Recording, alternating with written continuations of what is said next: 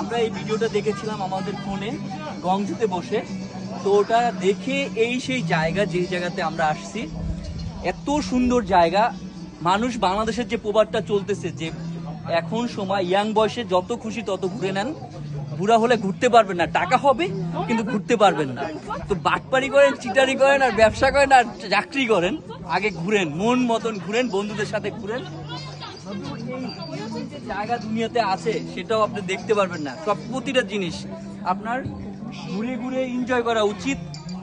আর এর থেকেও বড় বিষয় হচ্ছে বাংলাদেশে অনেক সুন্দর জায়গা আছে সেম এরকমেরই।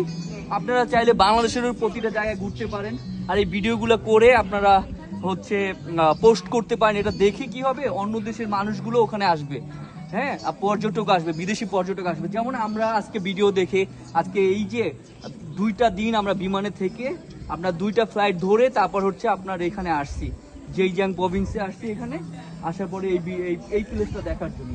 আর এটার ভিডিওটার সম্পূর্ণ ভিডিওটা কত টাকা খরচ যাবে কিংবা চিপে আপনি কিভাবে যাবেন পুরো ডিটেলস আমরা দিয়ে দিব। তবে আমাদের জন্য আপনারা দোয়া করবেন যেন এরকম আমরা আরো বেশি ভিডিও দিতে পারি, আপনাদের সাথে শেয়ার করতে পারি। ধন্যবাদ, বাই।